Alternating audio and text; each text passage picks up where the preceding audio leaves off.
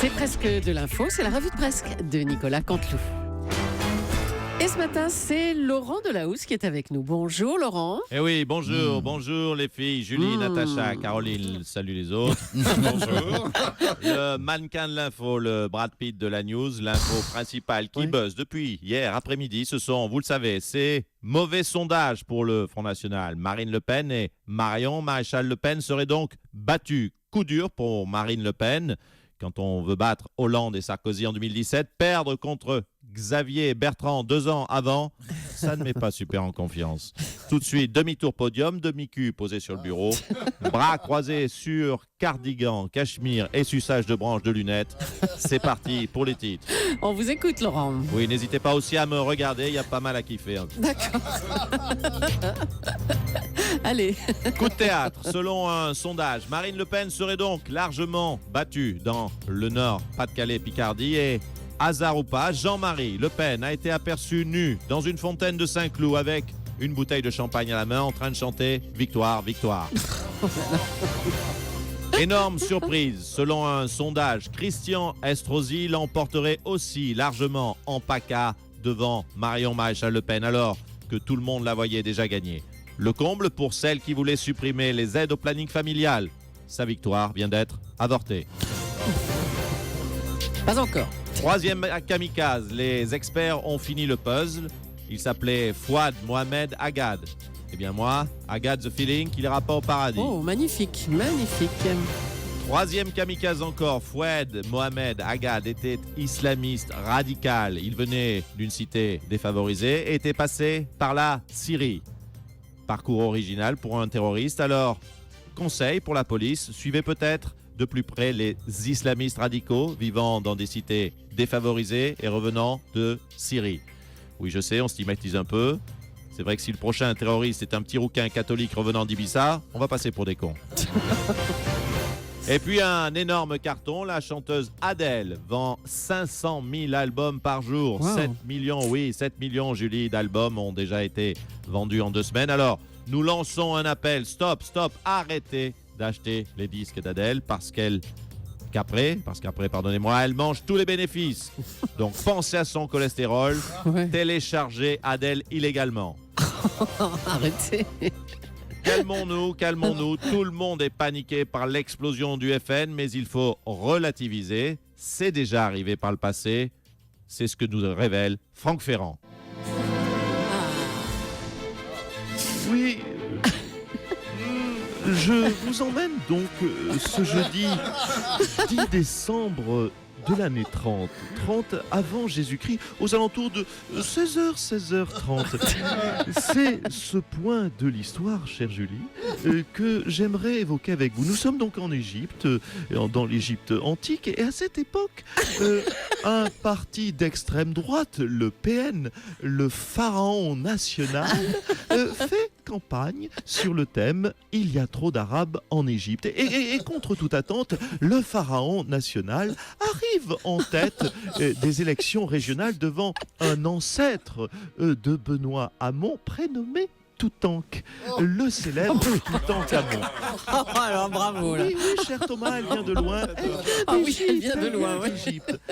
Lors donc du second tour, les Égyptiens se rendront compte que s'ils chassent tous les Arabes d'Égypte, pardonnez-moi, il ne restera plus personne et ils feront barrage au pharaon national, le fameux barrage d'Assouan que nous connaissons tous. Mais ça, chère Julie, c'est une autre histoire.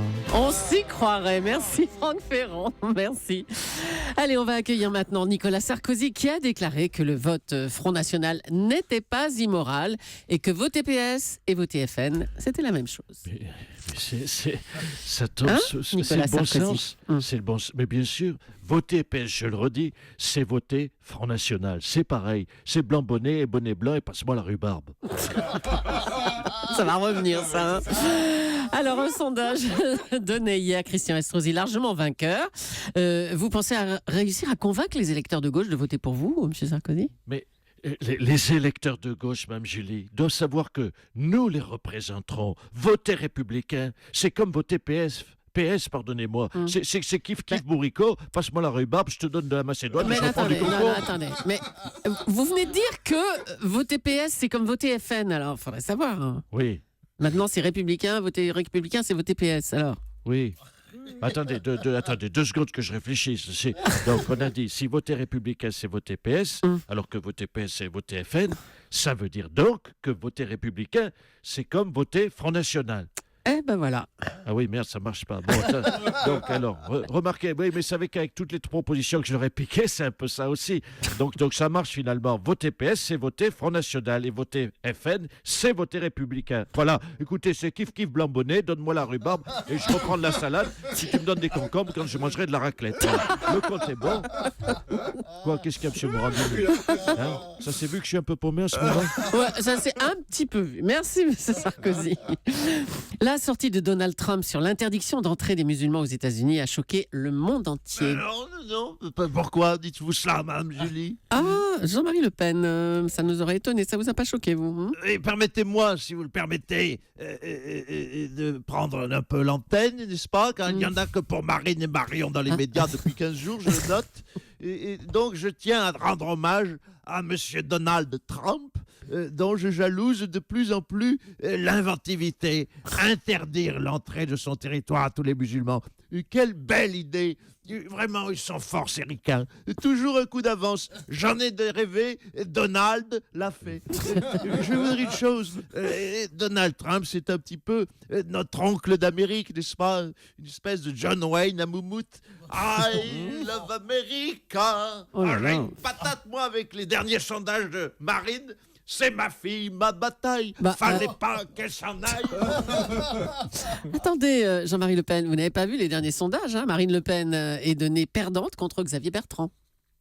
Elle va perdre contre l'agent d'assurance. Loseuse. Une incapable, cette Marine. J'ai toujours dit, je te redéshéris. Allez, on vous laisse, Jean-Marie Le Pen. Justement, les sondages sont mauvais, on le disait, pour Marion et Marine, qui seraient battues au second tour. Louis Alliot, vous êtes le compagnon de Marine Le Pen. Comment vous réagissez, vous ? Écoutez, forcément, je suis déçu. J'imagine que Marine va l'être aussi, ma petite poussinette nationaliste, mon doudou ch'ti eurosceptique, ma biloute en sucre bleu, blanc, rouge. Vous savez, elle est tellement fragile. Louis. Bon, il est où, Masterchef, là? Lolo, dis-moi, t'as vu le sondage? C'est quoi cette connerie encore, hein? Mais je suis d'accord avec toi, poussinette. C'est une catastrophe. J'ai tout prévu pour qu'on ait une belle soirée, j'avais fait des macarons bleu, blanc, rouge, cuirassau, vanille, framboise. J'ai passé 3 jours, poussinette, à fourrer des chouquettes pour la pièce montée. J'avais fait même une tarte au maroilles. Non, mais écoute, Lolo, on s'en fout de tes gâteaux, putain. Je vais me faire démonter par Xavier Bertrand. Non mais tu entends, Xavier Bertrand. Non mais tu réalises, il est mou, il est creux, il n'a aucun charisme, c'est bien sûr, c'est bien simple, on dirait toi. Hein, une tranche de banquier, rien dans le slip. Poussinette, tu peux pas dire ça quand même. Écoute, je suis bien placé pour le savoir. Hein. Excuse-moi. Hein. Bon, écoute, il faut que je fasse quelque chose. Il faut que je te frappe. Voilà, il faut que je te frappe. Tu lui ressembles trop. Il faut que je t'en colle une. Hein. Bon, écoute, ça va te faire mal, mais moi, ça va me faire du bien, voilà. Non, Poussinette, ça fait la 3e fois aujourd'hui et il est même pas 9h du mat. Arrête, fais pas ta chochotte, hein. Allez, va chercher le manche de pioche. Il doit être dans mon tiroir à sextoy, là. Dépêche-toi. Tu te dépêches, sinon ça va m'énerver. Là, je suis calme, je me contrôle. Mais ça va pas durer, dépêche-toi. Bon, écoutez, on vous laisse en famille, hein, si je puis dire. Hein. Merci à tous les deux. Et puis, il passe nous voir pour nous donner le sommaire de son émission. Ça va être pittoresque, c'est Jean-Marc Morandini.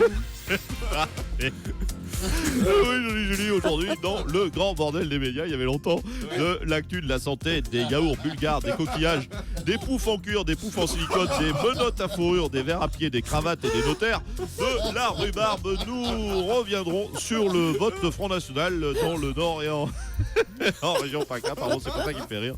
Alors, est-ce qu'on peut vraiment être surpris du Front National dans ces 2 régions quand on regarde les épisodes des Ch'tis contre les Marseillais? À quoi vont ressembler les prochaines émissions? Va-t-on tourner les Ch'tis à Berlin ou au contraire les Ch'tis marseillais en Autriche? Est-on toujours bienvenue chez les Ch'tis? Est-ce que Plus belle la vie va se délocaliser en Bretagne? Ou est-ce que le bistrot du quartier du Mistral va servir de la choucroute et de la bière? Toutes ces questions et aucune réponse, c'est dans le grand bordel des régionales. Oui. On attend que ça. Bah, merci beaucoup Jean-Marc Morandi. Est-ce que Johan, on essaie d'établir la liaison avec Johan, c'est le conducteur de la péniche qui est censé transporter le sapin de Noël à l'Élysée. Ouais. C'est Johan, hein, Johan. Écoutez, effectivement, moi je suis capitaine marinier sur le Diane. Bon, le Coluche a pété l'hélice, donc on m'a contacté. Ils étaient complètement en panique à l'Élysée. J'avais le sapin du président. Bon. J'ai dit, bon, mais le sapin, on le prend à la grue, on charge le camion, on met sur la péniche. Bon, moi, j'ai pas que ça à foutre. Il était 11h du matin, j'ai 640 tonnes de blé à charger. Bon, j'ai dit, je vous donne double fil, c'est pas grave, vous chargez, le livre de sapin, et puis comme ça. Ils ont du bol d'être tombés sur moi, parce qu'ils seraient tombés sur René, mon cousin chauffeur de taxi de péniche. Il vote FN, il ne peut pas encadrer Hollande, je le connais, il foutait direct le feu au sapin. Allez, à votre service, Soto. Merci beaucoup, hein, Johan. Donc on attend ce sapin à l'Élysée. En principe, je crois qu'il devrait arriver demain. Merci. On a dit oui, d'ici le week-end en tout cas. Ouais, avant c'est ça, Noël, ouais. quoi. Merci Nicolas Canteloup, qu'on retrouve demain en direct à 8h40 pour la revue de presse.